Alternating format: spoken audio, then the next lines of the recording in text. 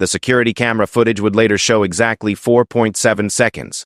That's all it took for Sarah Mitchell to neutralize 3 armed attackers in a downtown parking garage. What the grainy video couldn't capture was the moment of recognition in their eyes, the split second when they realized the woman they'd chosen as an easy target had just dismantled their entire operation with the precision of a surgical strike. The incident report would read like fiction. Victim successfully defended against multiple assailants using advanced combat techniques. But for Sarah, it was just another Tuesday night. She had groceries in her car, a yoga class to catch in the morning, and absolutely no intention of letting 3 strangers ruin either plan. What happened next would shock a community, challenge everything people thought they knew about appearances, and reveal a truth that had been hiding in plain sight for over a decade. Because Sarah Mitchell wasn't just any woman walking to her car that night.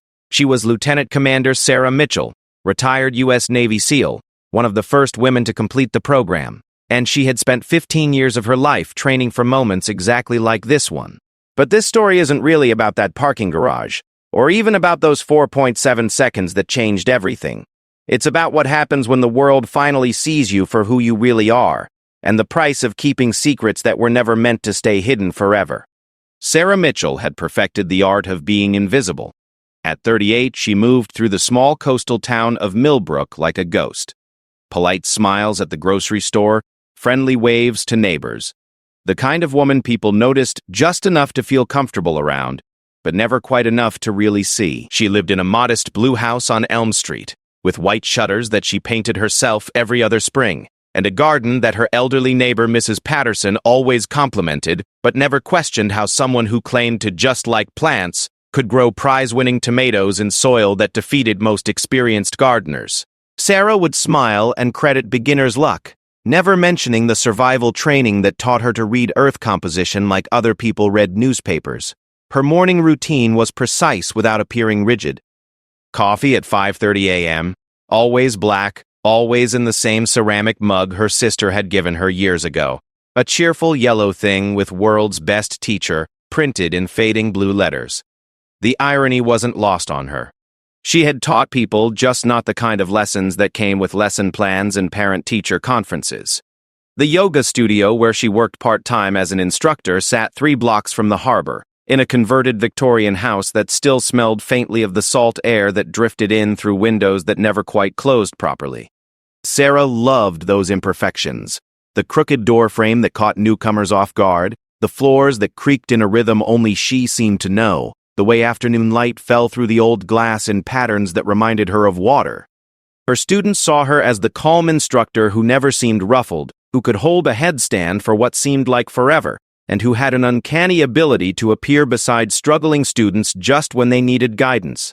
What they didn't see were the calluses on her hands that had nothing to do with yoga blocks, or the way her eyes automatically cataloged every entrance and exit in any room she entered, or how she positioned her mat so she could always see the door. Tuesday mornings belonged to the senior citizens class. Mrs. Patterson, Mr. Garcia with his replaced hip, Eleanor Townsend, who'd been coming since the studio opened, but still insisted yoga was just stretching for people with too much time. Sarah loved this group most of all. They reminded her why she'd chosen this life. The simple pleasure of helping people feel strong in their own bodies. The quiet satisfaction of watching confidence grow through gentle practice. "Sarah, dear, you're like a rock," Mrs. Patterson often said after class. "So steady. I don't think I've ever seen you lose your balance." The comment always made Sarah smile, though not for the reasons Mrs. Patterson would expect. Balance had been beaten into her through training that would break most people. She'd learned to find her center while carrying 80-pound packs through terrain that seemed designed to kill, to maintain focus while everything around her exploded into chaos. But Millbrook didn't know about any of that. Here, she was just Sarah who taught yoga and worked part-time at the Lighthouse Museum, giving tours to tourists who wanted to hear stories about shipwrecks and lost sailors. She told those stories well, with just enough drama to satisfy visitors, but never mentioning that she understood the ocean in ways that had nothing to do with local folklore, and everything to do with missions that officially never happened. The lighthouse job had been perfect when she'd first arrived in Millbrook 12 years ago. It required someone comfortable with heights, someone who didn't mind the isolation of long shifts, and someone who could handle emergency situations if they arose. The town council had been impressed by her references, carefully crafted documents that told the truth without revealing anything that mattered. Former military, they'd noted approvingly. Good with people.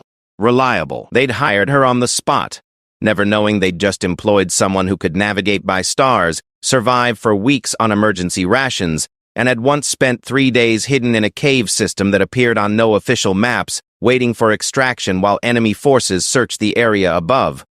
The work suited her. Tourists came and went, asking predictable questions about lighthouse operations and local history. She'd learned the approved stories, added her own touches that made them more engaging, and developed a reputation as one of the best guides in the region. People requested her specifically, left positive reviews that praised her knowledge and passion for local maritime history. What they responded to, though they could never quite name it, was the absolute confidence in her voice when she talked about survival at sea, the way her eyes scanned the horizon while she spoke, and the subtle authority that came from someone who'd actually lived the kind of adventures they could only imagine. Evenings were Sarah's favorite time. After the last tour group departed and she'd locked up the museum, she would climb to the lighthouse's observation deck and watch the sun set over water that stretched endlessly toward horizons she'd once crossed in vessels that didn't appear in any civilian shipping records. The ocean held different meanings for different people. Romance, mystery, danger, beauty. For Sarah, it was memory. She'd made peace with those memories. Mostly. The nightmares had faded to occasional bad dreams, the hypervigilance had softened into what most people would consider normal caution, and the skills that had once meant the difference between life and death had found new purpose in helping elderly students navigate challenging poses, or tourists safely climb narrow lighthouse stairs. But peace, Sarah had learned, was different from forgetting. She remembered everything. The weight of equipment that became extensions of her body, the taste of fear during missions that pushed every limit she'd thought she had, the faces of teammates who'd trusted her with their lives and whom she'd trusted with hers. She remembered the pride that came with earning a place in a world that had never been designed for someone like her, and the isolation that came with excelling in a job she could never really talk about. Most of all, she remembered the moment she'd decided to leave it all behind. Not because she'd failed or been forced out, but because she'd succeeded so completely that continuing felt like a betrayal of the person she'd discovered she wanted to become. The Navy had offered promotions, new challenges, assignments that would have taken her deeper into a world where she'd already proved herself beyond any reasonable doubt. Instead, she'd requested discharge, filed the paperwork that would transition her from Lieutenant Commander Mitchell to civilian Sarah Mitchell, and started looking for a place where she could disappear completely. Millbrook had been perfect. Small enough that everyone knew everyone, but transient enough from tourism that newcomers weren't unusual. Close to the ocean, she'd never be able to leave entirely, but far from bases and facilities where she might run into people from her former life. The transition had been harder than any mission she'd ever completed. Learning to grocery shop without automatically identifying potential weapons in every aisle. To sleep through the night without waking at every sound. To have conversations about weather and local politics instead of operational parameters and threat assessments. She'd practiced normalcy the way other people practiced instruments, with dedication and patience and the understanding that mastery would take time. 12 years later, she'd almost convinced herself she'd succeeded. Sarah Mitchell, the yoga instructor, was real, not just a cover identity. The woman who grew impossible tomatoes and gave lighthouse tours and worried about whether she'd ordered enough herbal tea for the studio was who she'd chosen to become. The other Sarah, Lieutenant Commander Mitchell, lived only in memories she'd learned to carry without letting them define her present. She'd built a life that fit her like comfortable clothes, surrounded herself with people who saw her as she wanted to be seen, and found purpose in small daily acts of care and teaching. It wasn't the life she'd planned when she'd first enlisted, full of dreams about serving her country and testing herself against impossible standards. But it was a good life, an honest life in its own way, and she'd worked hard to deserve it. On Tuesday evening, October 15th, Sarah finished her last lighthouse tour of the day, locked up the museum, and walked to her car parked in the downtown garage she'd used hundreds of times before. She had yoga class to prepare for the next morning, groceries to pick up, and a quiet evening planned with a book she'd been meaning to finish. She had no way of knowing that in the next few minutes, the careful life she'd built would crack open like an egg, spilling 12 years of secrets onto the pavement of a parking garage, and forcing her to remember exactly who she'd been before she'd learned to be invisible. She didn't know that 3 men were already watching her car, or that they'd chosen her specifically because she looked like someone who wouldn't fight back. Most of all, she didn't know that the security cameras were recording everything, and that by morning, the footage would be in the hands of people who'd been looking for Lieutenant Commander Sarah Mitchell for a very long time. The parking garage smelled like motor oil and old concrete, the kind of industrial scent that clung to clothes and followed people home. Sarah's footsteps echoed in the mostly empty space as she walked toward her Honda Civic, keys already in her hand, a habit she'd developed not from any special training, but because she'd learned that fumbling for keys in dim lighting made her feel vulnerable in a way she didn't like. She was thinking about tomorrow's senior yoga class, mentally reviewing modifications for Mr.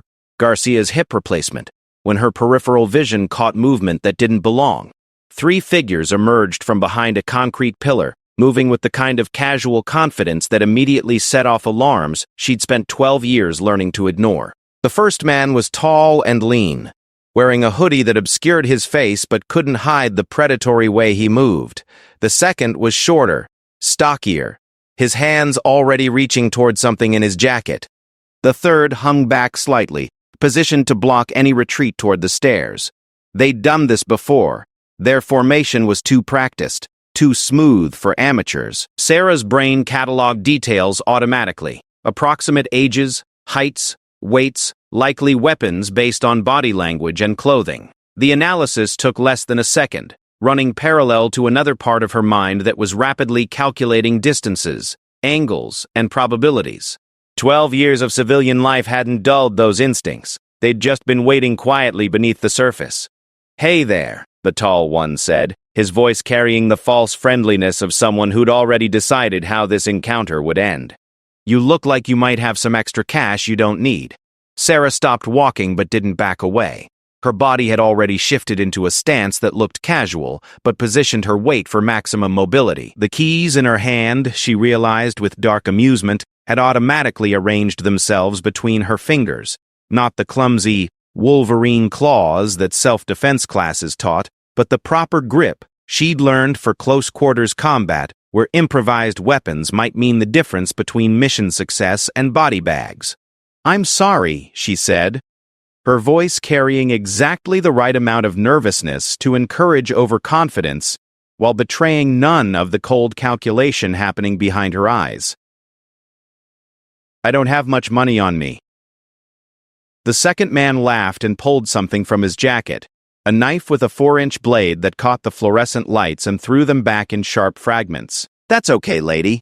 We'll just take whatever you got, plus maybe your car keys. Nothing personal."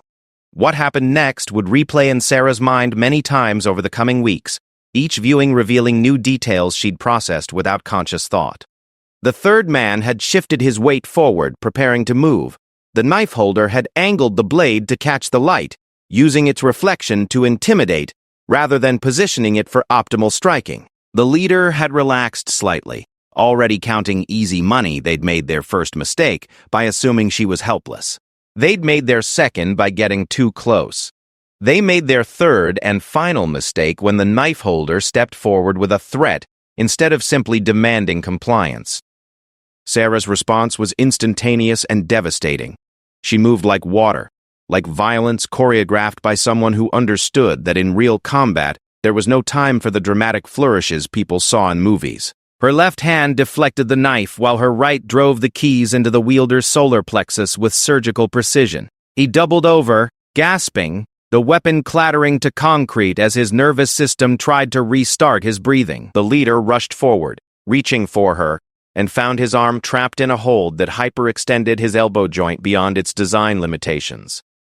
The sharp crack that followed wasn't Sarah breaking his arm.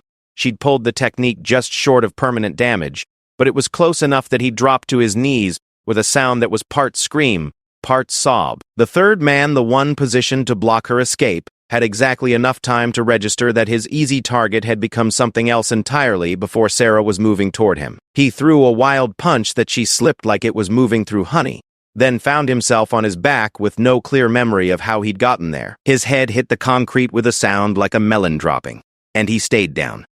Total elapsed time 4.7 seconds.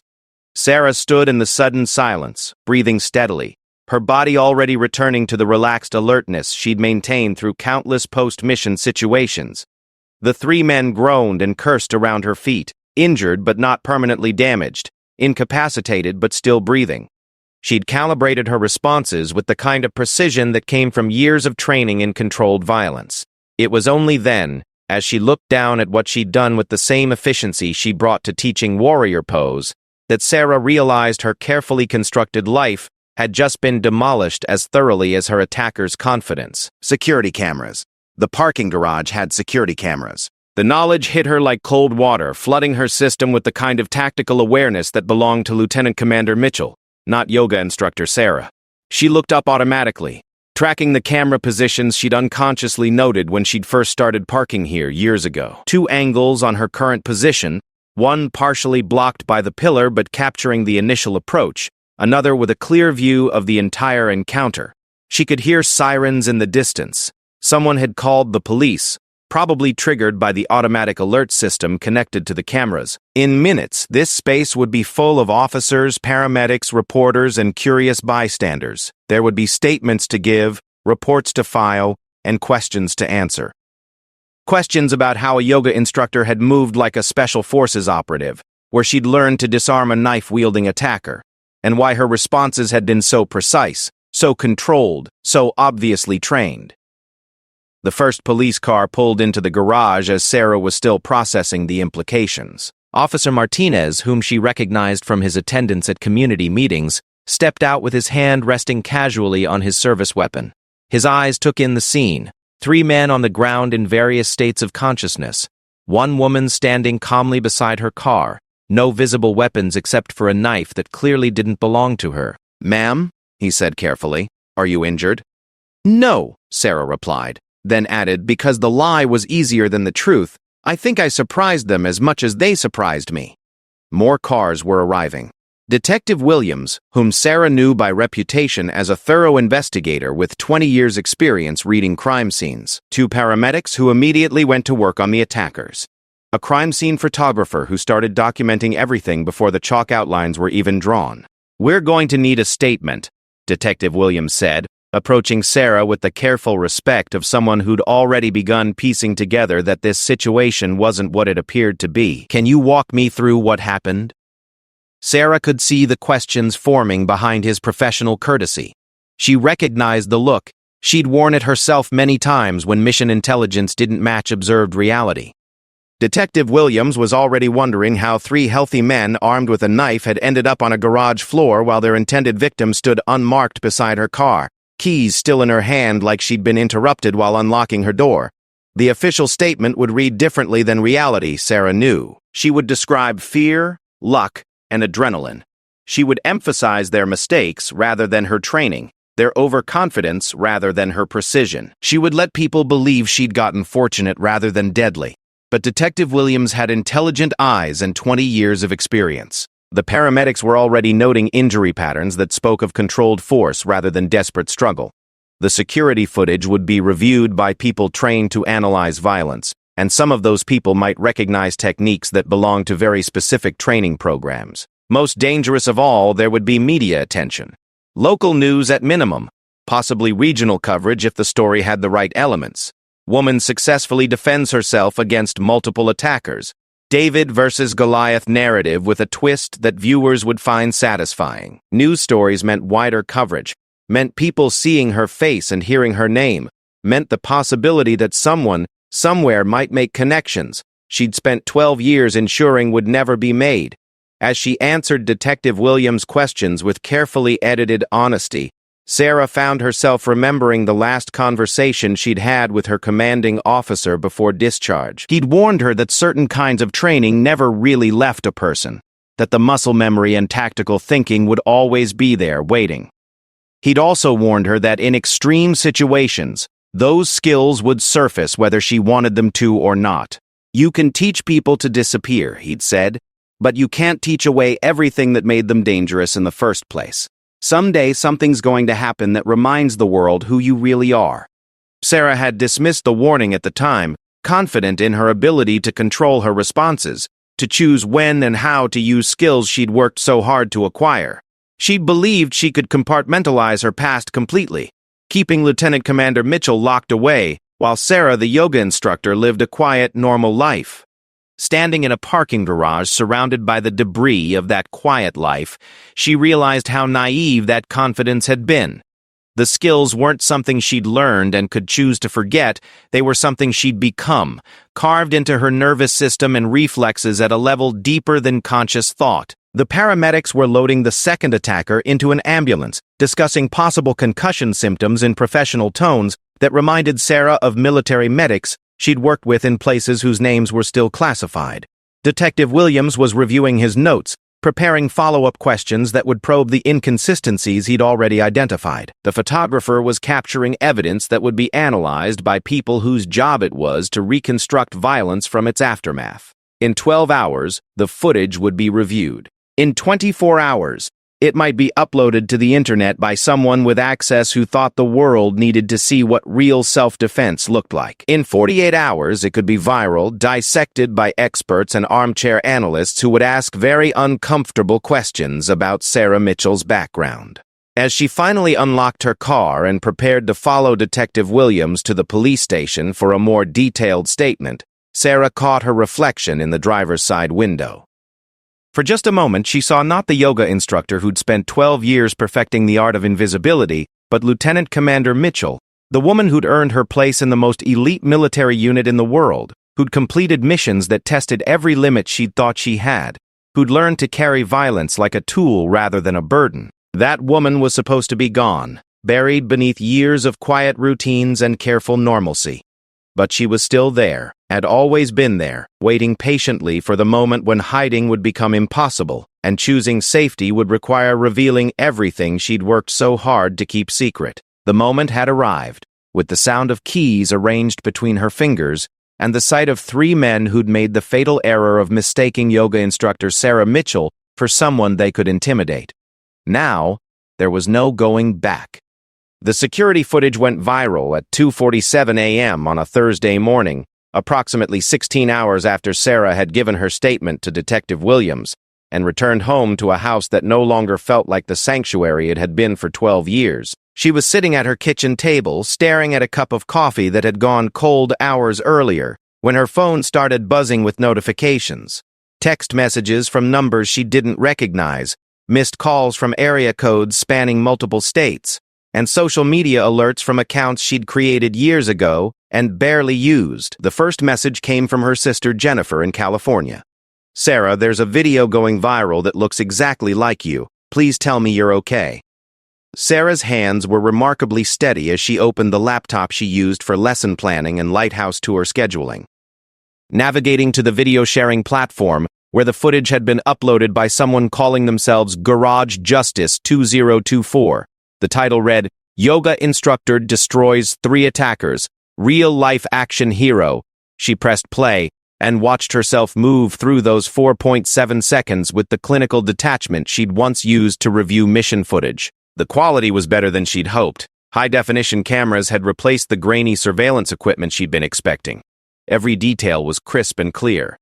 The precision of her movements, the controlled violence of her responses, the unmistakable efficiency of someone who'd done exactly this kind of thing many times before. The comments section was exploding with theories and analysis.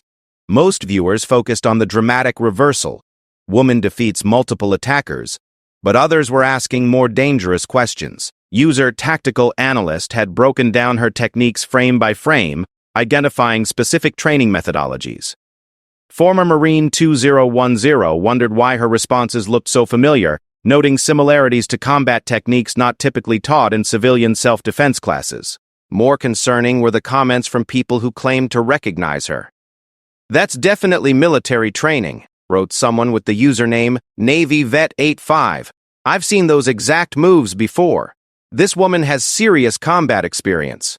Sarah closed the laptop and walked to her bathroom mirror, studying the face that 3 million people had now seen in action, the same face that had appeared in classified personnel files, mission reports, and ceremony photos that were supposed to remain locked in government databases forever. The face of Lieutenant Commander Sarah Mitchell, decorated Navy SEAL, who'd officially ceased to exist when she'd requested discharge 12 years ago. Her phone rang. The caller ID showed a number she hadn't seen in over a decade, but she recognized it immediately. She let it ring 6 times before answering, buying herself time to decide how to handle a conversation she'd hoped would never happen. "Hello, Sarah." The voice belonged to Captain Rebecca Hayes, who'd been her commanding officer during her last 2 years of active duty. "I think we need to talk." Sarah sat down heavily on her bed, feeling the weight of 12 years of carefully constructed normalcy collapsing around her. "I figured you might call." "The video has been flagged by multiple intelligence agencies," Captain Hayes said without preamble. "Your technique signatures are unmistakable to anyone who knows what to look for, and there are people in various government departments whose job it is to know exactly what to look for. How bad is it?" "That depends. How attached are you to your current life?" The question hit Sarah like a physical blow. She looked around her bedroom, at the framed photo of her yoga class on the nightstand, the stack of lighthouse tour guides on her dresser, the comfortable routine of someone who'd spent 12 years learning to be normal. Very attached. Captain Hayes was quiet for a moment. When she spoke again, her voice carried the kind of compassion that came from understanding exactly what Sarah was about to lose. "I'm sorry, but you know how this works. Once the spotlight finds you, it doesn't look away. And there are people who've been wondering what happened to Lieutenant Commander Mitchell for a very long time." The media requests started arriving within hours. Local news stations wanted interviews about the parking garage hero. Regional networks pitched story angles about ordinary women with extraordinary skills. National morning shows offered exclusive features about the yoga instructor who fought back. Sarah declined them all, but her silence only made her more interesting. Investigative reporters started digging into her background, finding carefully constructed paper trails that raised more questions than they answered. Former military, they discovered, but her service record was heavily redacted, references from people who wouldn't elaborate on their connection to her. A woman who'd appeared in Millbrook 12 years ago with impeccable credentials and no verifiable history before that. The yoga studio where she taught became a gathering place for journalists and curiosity seekers.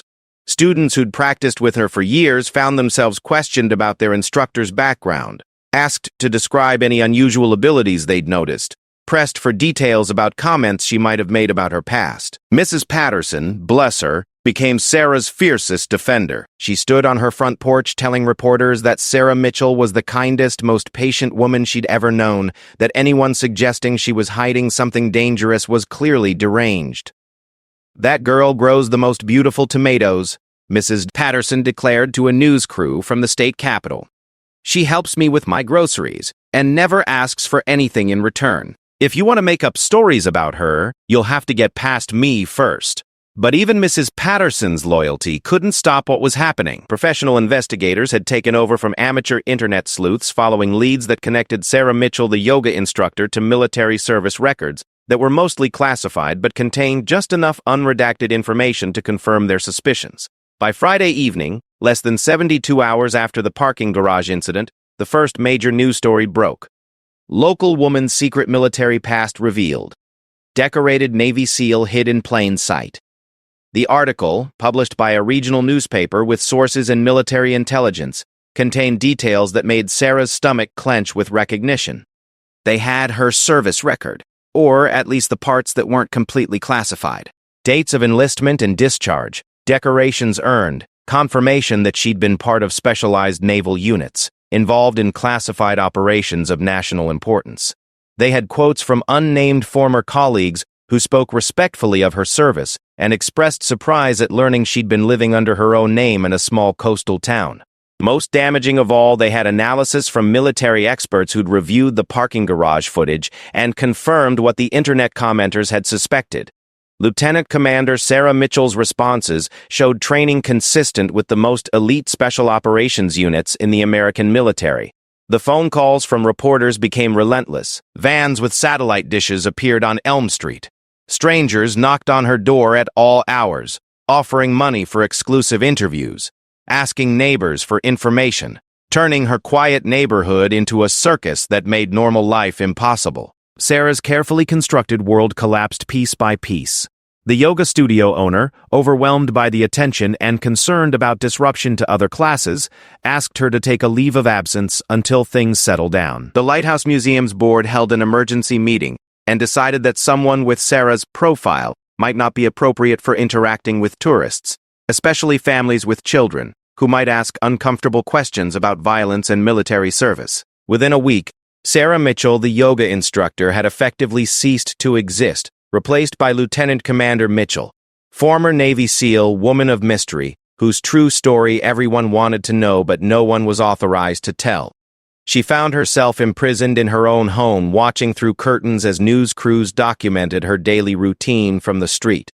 Morning coffee became front-page photos. A trip to the grocery store turned into a pursuit by reporters shouting questions about classified missions and asking her to demonstrate the moves that had made her famous. The worst part wasn't the loss of privacy, or even the loss of her carefully built life. The worst part was seeing the fear in people's eyes when they looked at her. Mrs. Patterson still waved from her porch, but other neighbors crossed the street to avoid conversation. Former yoga students she encountered in town offered polite smiles but didn't stop to chat. She'd become something they didn't understand, someone whose presence reminded them that the world contained violence they preferred not to think about. The transformation was complete when Detective Williams called to inform her that the 3 men she'd fought had been charged with attempted robbery and assault. "They're claiming you used excessive force," he said, his voice carrying the careful neutrality of someone walking a political tightrope. "Their lawyers are saying they're the real victims here, that you represented a danger they couldn't have anticipated." Sarah laughed, a sound that contained no humor. "They attacked me in a parking garage with a knife." "I know, and the charges against them will stick. But there's going to be scrutiny about your response. Questions about whether someone with your training should have used different techniques, maybe tried to de-escalate instead of neutralize the threat." The irony was bitter and perfect. She'd spent 12 years learning to hide exactly the kind of skills that might have saved her from this situation. If she'd been the helpless victim they'd expected, she would have been robbed or worse. But she'd also still be invisible. Instead, she'd defended herself with the competence she'd earned through years of brutal training, and that competence had destroyed the life she'd built with equal brutality. That night, Sarah sat in her darkened living room and called Captain Hayes back. "I need to disappear again," she said without preamble. "New name, new location, new life. It's been done before." Captain Hayes was quiet for a long moment. "It has been done before," she agreed finally. "But Sarah, you need to understand, this isn't going to stop. You're famous now, in a way that makes traditional relocation programs ineffective.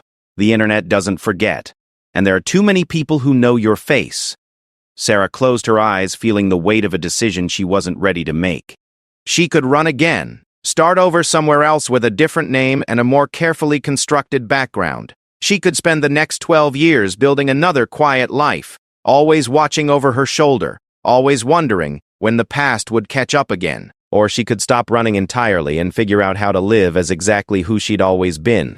Lieutenant Commander Sarah Mitchell, former Navy SEAL, woman who'd earned her place in the most elite military unit in the world, and deserved to be proud of it, instead of hiding it like a shameful secret. The choice would define everything that came next, but as Sarah sat in her darkened house surrounded by the debris of her carefully normal life, she realized that perhaps it wasn't really a choice at all. The world had seen her now, seen exactly what she was capable of, and exactly who she'd always been underneath the yoga instructor facade. The only question left was whether she had the courage to stop being ashamed of the woman she'd worked so hard to become. Sarah's decision came at 3 a.m. on a Sunday morning, triggered by a phone call that changed everything she thought she knew about the consequences of visibility. The caller identified herself as Maria Santos, executive director of a nonprofit organization called Second Chances, which provided support services for women transitioning out of abusive relationships. Maria's voice carried the kind of exhaustion that came from fighting battles most people preferred to ignore. "Miss Mitchell," Maria said, "I'm calling because we've been watching the coverage of your situation, and I wanted you to know something. In the past week, We've had more women reach out for help than we typically see in 3 months. They're telling our counselors that seeing you defend yourself made them realize they don't have to be victims. Sarah sat up straighter in bed, suddenly wide awake. I'm sorry, what? The parking garage video, Maria explained. It's been shared in domestic violence survivor groups across the country. Women are saying it's the first time they've seen someone who looks like them, ordinary, non-threatening, successfully fight back against multiple attackers. It's giving them hope that they can protect themselves, that they can be strong. The conversation lasted an hour. Maria told her about phone calls from women who'd been trapped in dangerous situations for years, suddenly inspired to take self-defense classes or leave abusive partners or simply believe that they deserved better. She described support group sessions where survivors watched Sarah's footage and talked about reclaiming their own power, about refusing to see themselves as helpless. I know the media attention has been difficult, Maria said as the call was ending. But I wanted you to know that your visibility is saving lives. Women who've never had a model for effective self-defense are seeing that it's possible, that strength comes in different packages, that looking like a yoga instructor doesn't mean you can't also be a warrior. Sarah hung up the phone and sat in the darkness of her bedroom, processing a perspective that hadn't occurred to her during 2 weeks of hiding from reporters and mourning her lost anonymity. She'd been so focused on what she'd lost that she'd failed to consider what others might be gaining from her unwanted exposure. The realization reshaped everything. Instead of seeing the parking garage incident as the destruction of her carefully constructed life, she began to understand it as the birth of something she'd never planned but might desperately need, the opportunity to use her visibility for purposes larger than her own comfort. Monday morning brought a different kind of phone call. Detective Williams calling with news that the 3 men who'd attacked her were requesting a plea deal, hoping to avoid trial by accepting reduced charges in exchange for guilty pleas. They're scared, he said bluntly. Their lawyers know a jury would side with you completely, especially after seeing that footage. But Williams had additional news that complicated the legal situation. Their defense attorney is still pushing the excessive force angle, he said. Not for the criminal charges, those are solid. But there's talk of a civil lawsuit claiming you caused injuries beyond what was necessary for self-defense. Sarah laughed, the sound carrying genuine amusement for the first time in weeks. They attacked me with a knife in a parking garage, and they want to sue me for defending myself too effectively? Welcome to America, Williams said dryly. But Sarah, I need you to understand something. Your military background is going to be central to their case. They're going to argue that someone with your training should have been able to neutralize the threat without causing the injuries you caused. The legal irony was perfect and infuriating. Her specialized training, which had enabled her to defend herself without killing or permanently disabling her attackers, was now being used to argue that she'd been too aggressive. Lesser training might have resulted in dead attackers and a clear-cut case of justified self-defense. Her precision and control were being twisted into evidence of excessive force. What do you recommend? Sarah asked. Get a good lawyer, Williams said, and maybe consider going public with your story before they have a chance to control the narrative. The suggestion terrified and intrigued her in equal measure. Going public meant admitting to everything she'd spent 12 years hiding. Answering questions about missions she wasn't authorized to discuss, revealing details about training that was supposed to remain classified. It meant stepping fully into the identity of Lieutenant Commander Mitchell and abandoning any pretense that Sarah, the yoga instructor, had ever been anything more than an elaborate disguise. But it also meant taking control of her own story instead of letting others define her through speculation and incomplete information. It meant the possibility of using her platform, unwanted though it was, to accomplish something meaningful. Sarah spent the day researching media options, reading about other former military personnel who'd navigated the transition from classified service to public visibility. She studied their strategies, their successes and failures, their advice about maintaining operational security while still being authentic about their experiences. By evening, she'd made her decision. She called Captain Hayes. I want to do an interview, she said without preamble, something comprehensive. Something that tells the complete story but doesn't compromise operational security. Can that be done? Captain Hayes was quiet for a moment. It can be done, she said finally. But Sarah, you need to understand that once you step into that spotlight intentionally, There's no stepping back out. You'll be Lieutenant Commander Mitchell for the rest of your life, in ways that will affect every relationship, every job opportunity, every decision about where and how you live. I know, Sarah said, surprised by how certain she felt. But I'm already Lieutenant Commander Mitchell. The parking garage footage made sure of that. The only question is whether I'm going to be ashamed of it or proud of it. The interview arrangements took 3 days to coordinate. Sarah chose a veteran journalist known for thoughtful reporting on military issues, someone who understood the balance between public interest and operational security.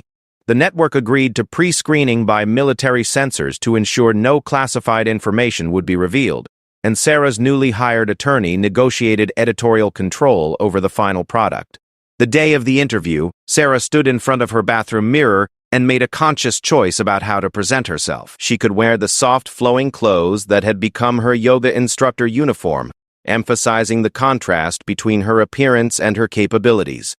Or she could choose something that acknowledged both sides of her identity. Professional, but not military. Confident, but not intimidating. She settled on dark jeans and a navy blue blazer, clothes that looked equally appropriate for teaching a yoga class or briefing a military operation. Her hair was pulled back in a simple ponytail, her makeup minimal but polished. She looked like exactly what she was, a woman who'd spent years mastering the art of looking harmless while being anything but. The interview began with the parking garage footage, played without sound, while the journalist provided context about the incident and its aftermath. Watching it again, Sarah was struck by how different it looked now that she'd accepted the reality of who she was. Instead of seeing the destruction of her cover identity, she saw the emergence of her authentic self, competent, controlled, deadly when necessary, but never cruel. When you see this footage now, the journalist asked, what goes through your mind? Sarah looked directly into the camera, speaking to the millions of people who would judge her based on those 4.7 seconds of violence. I see someone who spent 15 years training for exactly this kind of situation, she said. I see skills being used for exactly the purpose they were designed for, protecting innocent people from those who would do them harm. The interview covered her decision to enlist, the grueling selection process for special operations training, the missions she could discuss, and the many more she couldn't. She spoke about the pride of serving her country, the responsibility of carrying weapons and skills that could kill, and the discipline required to use those capabilities only when absolutely necessary. Most importantly, she spoke about the decision to leave military service and the challenge of building a civilian identity that honored her past while allowing her to grow beyond it. I didn't hide my military service because I was ashamed of it, she explained. I hid it because I wanted to be more than just what I'd been trained to do. I wanted to help people in ways that didn't involve violence. The journalist pressed her about the transition, about the difficulty of keeping such a significant part of her identity secret. Sarah's answer would be quoted extensively in the coverage that followed. I learned that you can't run away from who you are indefinitely.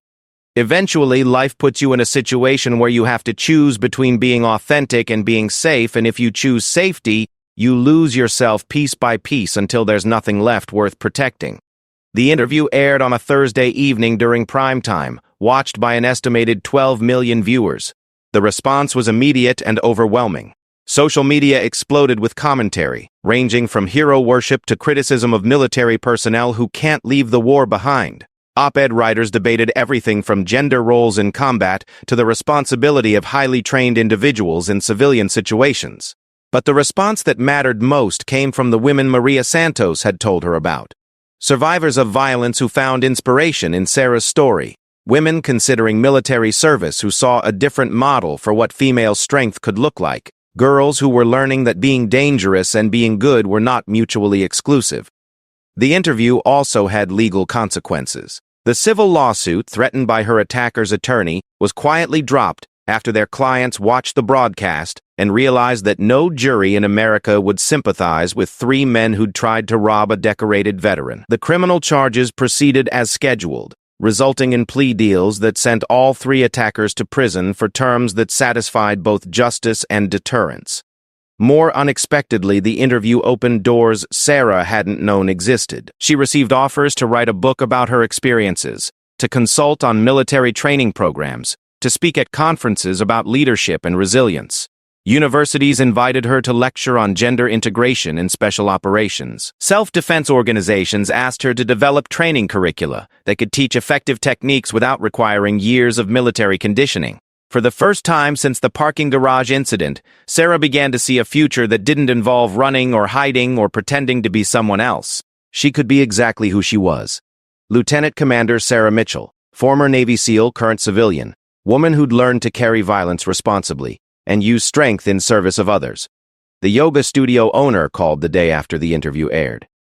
"I've been thinking," she said, "about that leave of absence we discussed. What would you think about coming back, but maybe adding some self-defense workshops to your schedule?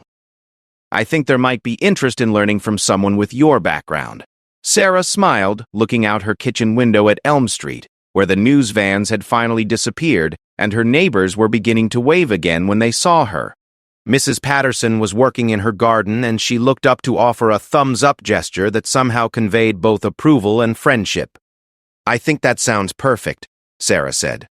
"I think it's time to stop hiding who I am and start figuring out who I can become." 6 months after the parking garage incident that changed everything, Sarah Mitchell stood in front of her bathroom mirror preparing for a day that would have been unimaginable during her years of hiding. She was scheduled to teach a morning yoga class, conduct a self-defense workshop for domestic violence survivors, and finish editing the book proposal that 3 major publishers were competing to acquire. The face looking back at her from the mirror was the same one that had appeared on magazine covers and news programs. But something fundamental had changed in her expression. The careful blankness she'd cultivated for 12 years had been replaced by the quiet confidence of someone who no longer needed to apologize for taking up space in the world.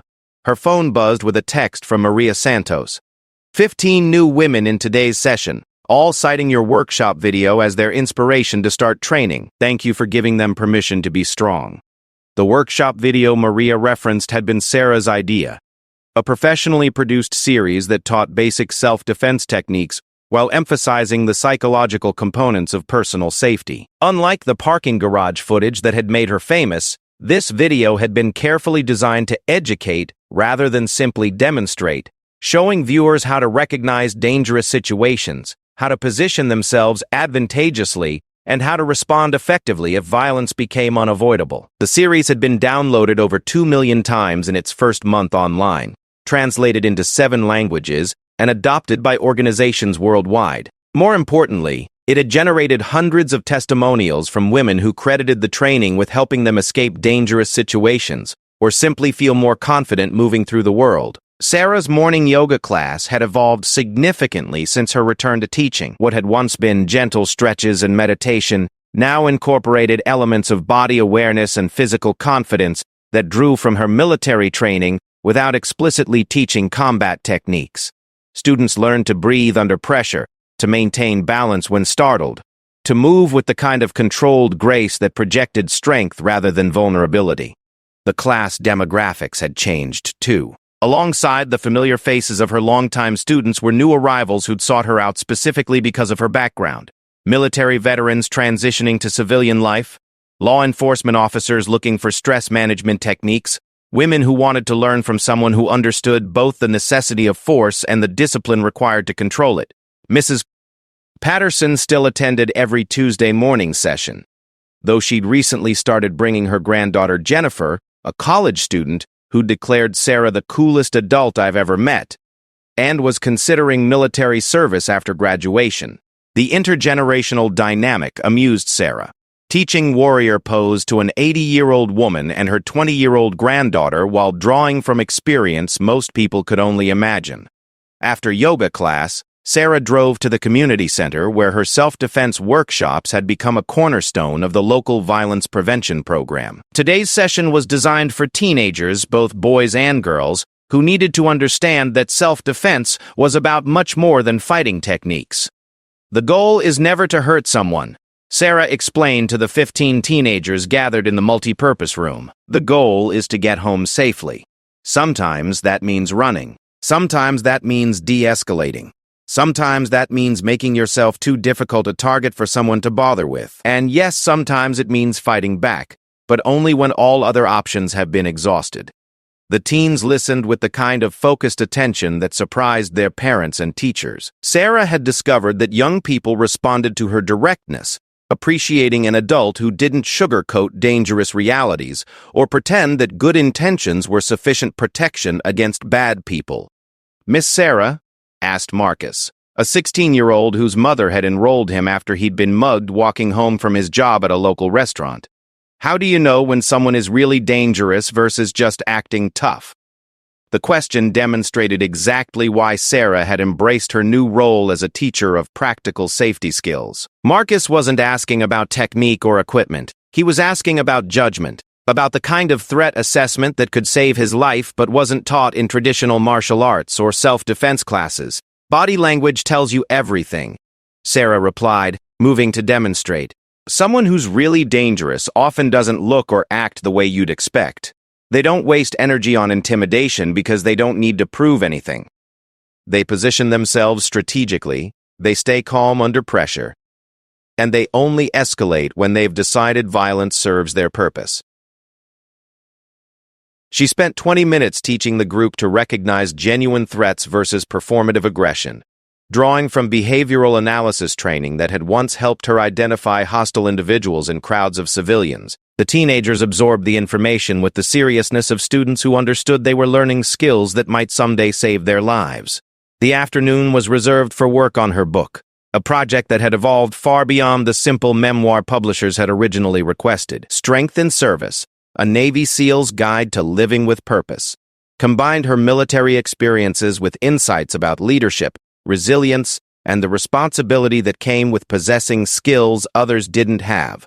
Writing the book had forced Sarah to confront aspects of her service she'd never fully processed. Missions where the lines between heroism and necessary violence had blurred beyond recognition. She wrote about the weight of making life and death decisions, about learning to trust teammates completely while understanding that trust could be betrayed by circumstances beyond anyone's control. Most challenging were the chapters dealing with her transition to civilian life and the years she'd spent hiding her true identity.